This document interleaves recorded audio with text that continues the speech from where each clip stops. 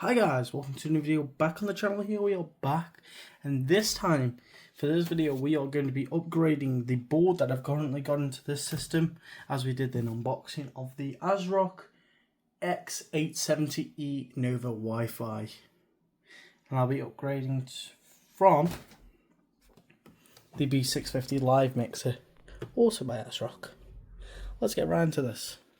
So what we're going to do is we're going to take everything out of here and put everything onto the new board, and that's just a showcase of everything being put together. The reason why I'm upgrading is with this board, although it's designed for creators, it does also lack in M.2 slots compared to the Z series board that was made for the Intel sockets. But as well, I was also limited on factors of if AMD decide, yeah, we're not going to do any more of the B650 and support it, I'd be then stuck. I'd still need to get a new board, and also it does lack in PCIe lane bandwidth, which is something I ideally want for future upgrades when it comes to new graphics cards. And also it means I'll be able to remove my expansion card, which has one of my M.2 slots, as this is limited to 3 compared to the new board has now got 5.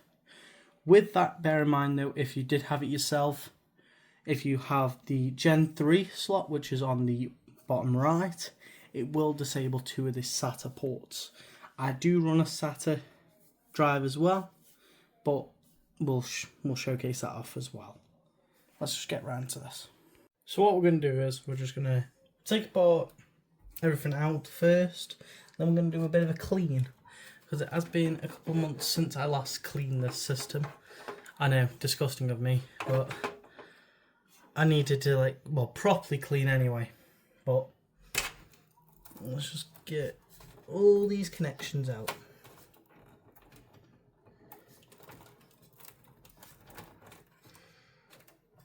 Okay, so we've got the USB. The most painful and annoying connection of the 24-pin without USB 3.0. Yeah, we just need to get that out. So let's just get that out now. Okay, so them connections are out.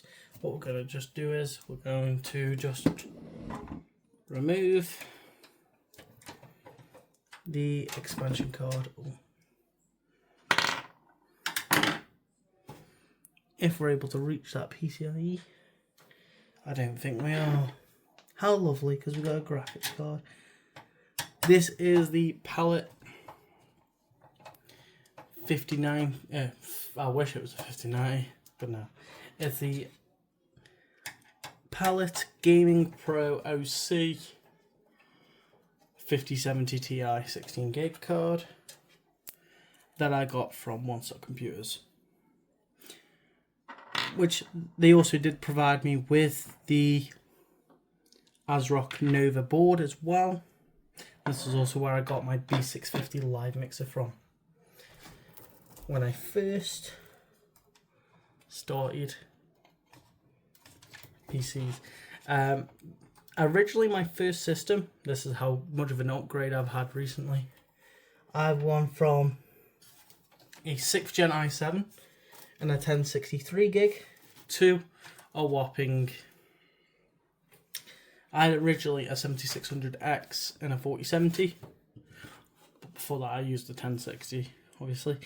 From there now I've now got a 7800X3D and a 5070 Ti.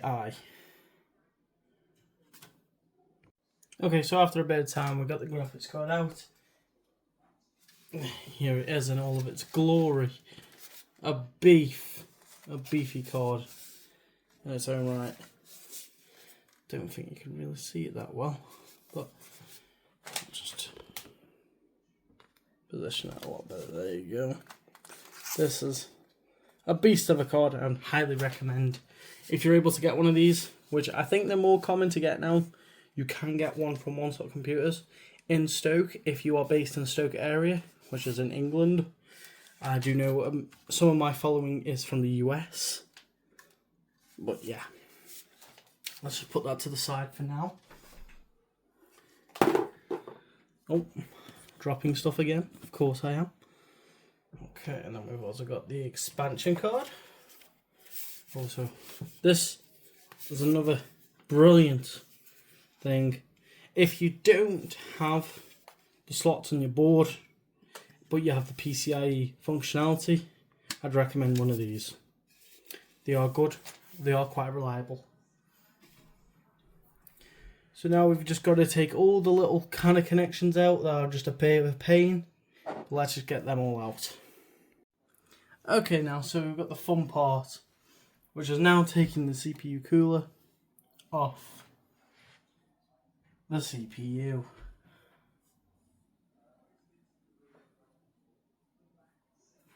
First, you've got to find your trusty screwdriver, wherever you may have put it. Found it. That was a bit of an unknown one. What you want to do with this Arctic Freezer 3, you'll see, when it wants to line up, you'll see that it has two kind of, like has like a bit of a spring mechanism holding it down. So you want to do a few turns on one side. Oh. Of course it does this to me. No, I have no issues normally taking these things apart. It just seems to be my unlucky day today. Oh, there we go. That's just a bit there.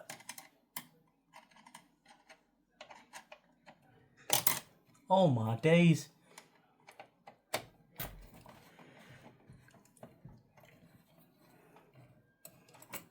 Okay, so there we go. That is now off and showing the CPU in all of its glory. So let's get that thermal paste cleaned up. Okay, so now that's had a bit of a clean up now.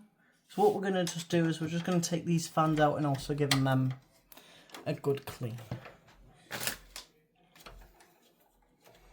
That's the plan.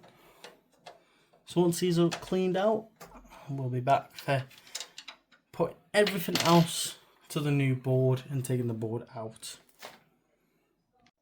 Okay, so briefly what we're just going to do is, before we worry about doing anything more, like just of the case, we're just going to quickly just take out all the storage drives that I currently have got in this machine. I hope that thread's not broke.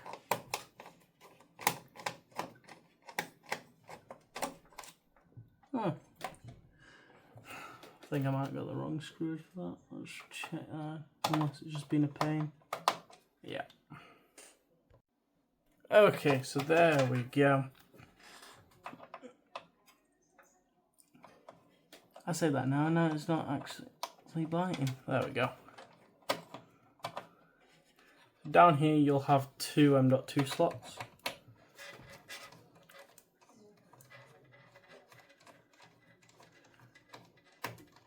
Okay, is that ready to come off now? Just a little looser, come on. Oh, you gotta love thermal pads in all their glory. They tend to just cause you a bit of a pain, because that was the reason why these drives were not coming. This was not coming off straight away. So you'll see I've got two drives down there. I've got a Lexus NM790 and an ADATA Legend 700 right there. Let's just get this last M.2 slot ready. Okay, so all drives have been removed, as in the Legend 700. We'll just place there temporarily. The Lexar NM790 and our Gen 5 T700 from Crucial. I would recommend Crucial. I'd recommend all these kind of brands because they're reliable, they're not overpriced. Yes, this drive here is a Gen 3. And this one as well is a Gen 4. and here we have a Gen 5. The generations, what they tend to entail is more of just the speed overall, but that's depending on what you're doing. Obviously, if you're gaming and doing stuff like that, I'd highly recommend a more faster M.2. I've just had those drives for a while, and they've just been reliable for me, so I haven't really had a thought of changing them. But let's get the CPU out. Okay, so now we've just taken off the mounting brackets for the cooler. Now it's time to get this processor out. This is probably more I wouldn't recommend this way, but especially if you've only just built a handful of PCs. But what you can do is you can just pull this lever down. You want to make sure you're holding it CPU.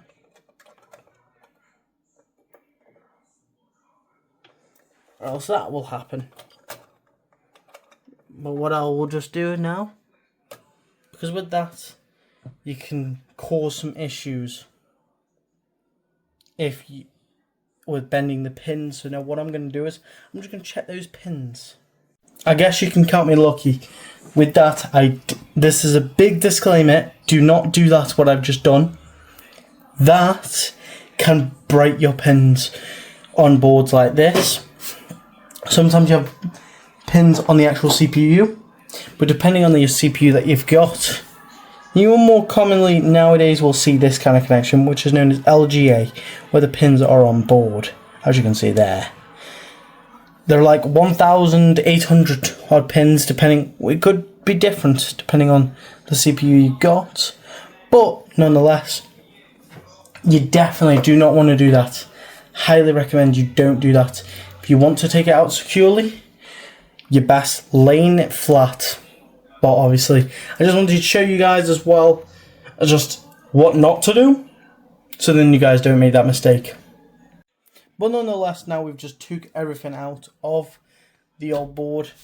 What I'm going to do is I'm going to jump cut to when we've taken out that board, but we're just going to transition over to putting everything into the new board. Okay, so now we've got the new board ready to go. So what we're going to do first is we're going to install this CPU. Now this is what I said previously, more of the scarier thing for new builders to do generally, but what you want to do is just get this little latch, pull up, and this is going to be more of the correct way how to install the CPU. You'll see all them pins there. If one gets bent or broken, it's bye bye motherboard. So what you want to do is gently, so you'll see this arrow here. You want to line that up with the arrow that's on that you'll see showcased on the board.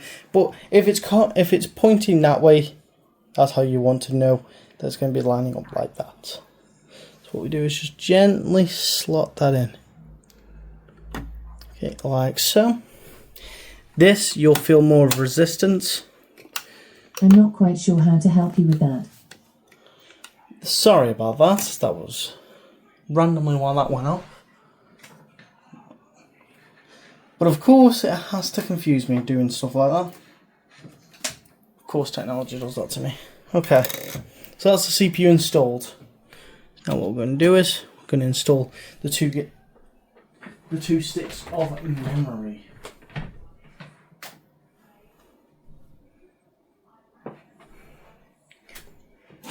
Which are here. Okay, so I've got 2 sticks of 16, which equal to 32, of DDR5 Corsair Vengeance 6000 megahertz RAM, which megahertz is the speed of the RAM. But what you want to do is you want to line it up. You'll see how it's labeled.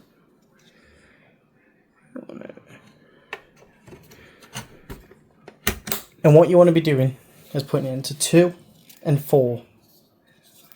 These slots support dual channel, which is what you get the most out of with your memory. You wouldn't want to do 1, 2. It's a bit of an odd one, but it does tell you on your board and also on the manufacturer's website. So the next step will be just to, I've never seen this really on boards I've recently looked at, but I think it's like a release catch. An interesting one. I'm so used to just normal screws. I guess they wanted to be a bit fancier for this board, but we'll just take that satisfying little bit of tape off. Wow, had to do that to me. Wow, I went to go pull it and it didn't come off. How fun. Again! Oh, this thing hates me. Okay, moving on. Let's just get these M.2 slots open. But first what we'll do is we'll just open up these ones right here.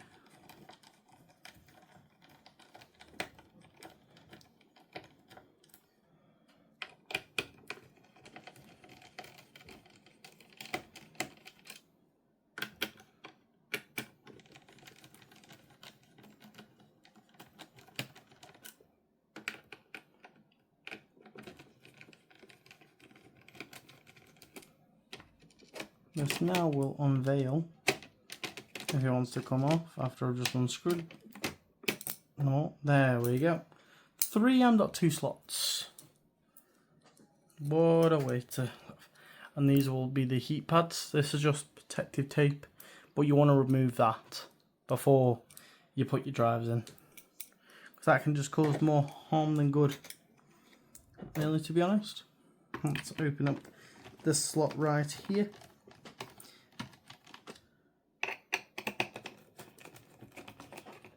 As explained in my unboxing video, this board has 5 slots.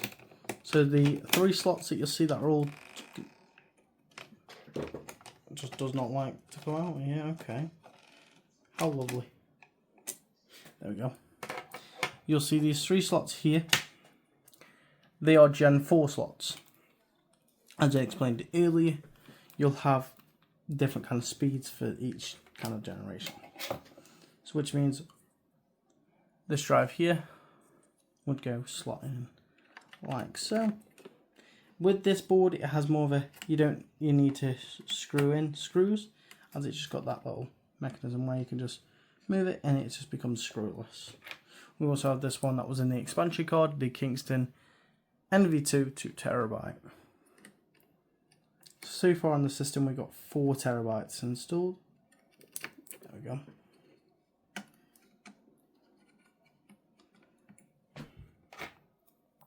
And what I would do with this one is I would put it into this slot here, as it is a Gen 3.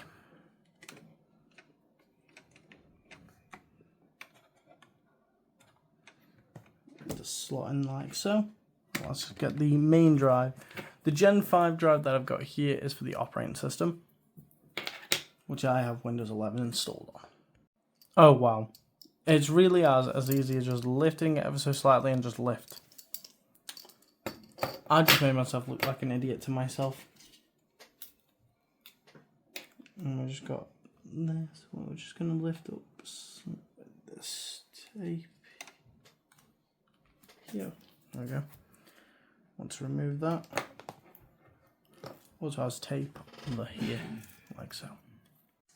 Okay, so now all the drives have been installed. So now the next step is we're going to get the mounting kit prepped.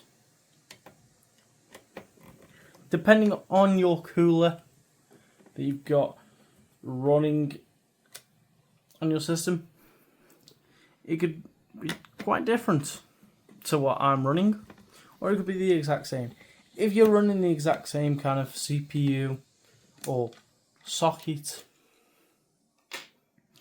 as myself, why is that always constantly coming up?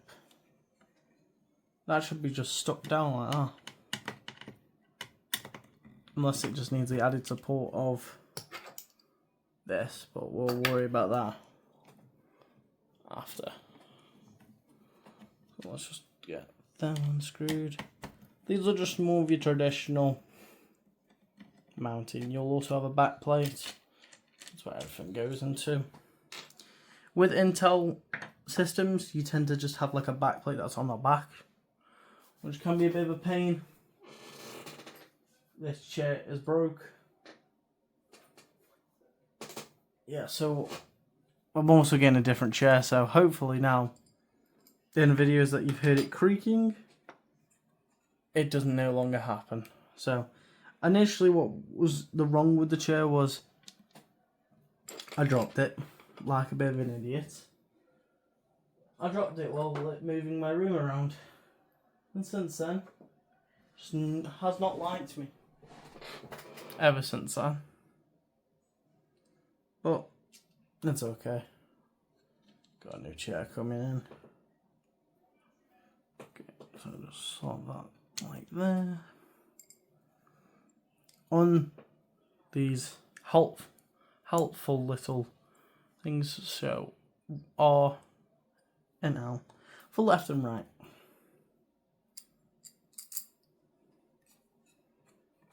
Just stay down. What I tend to do is just so then they're not just moving about constantly, I tend to just try and screw them in a little, just so they're not moving. Like that. They tend to just not want to just stay where they are. Of course they don't.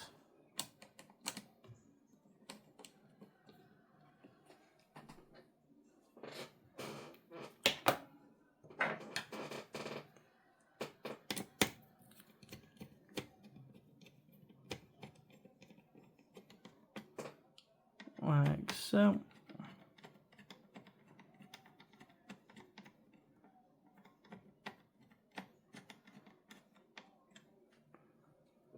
Voila. Nice one. And your favourite part is losing the screw. Of course. Okay, so now the board has all been prepped with the mounting kit, the RAM, the CPU, all the drives are now in. What I'm going to do is I'm just now going to cut to when we got the old board out and the new board in, and we're ready to test this to see if it boots up. Let's get right to it. Okay guys, so after a bit of time, now the system has been fully built and all nicely all connected. Now, the true test is, oh, we got lights. Oh, let's check, see if front panel works. Okay, 2 of the fans work, them work. Just one of my fans I just got to adjust. Let's see if we get a post in this system, as you'll see on this monitor here.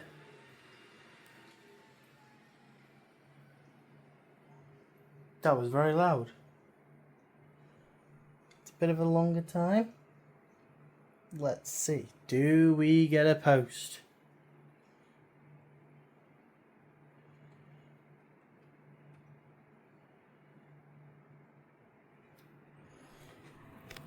It is currently... Oh, he's going for some instructions. Oh. It might be looking like it.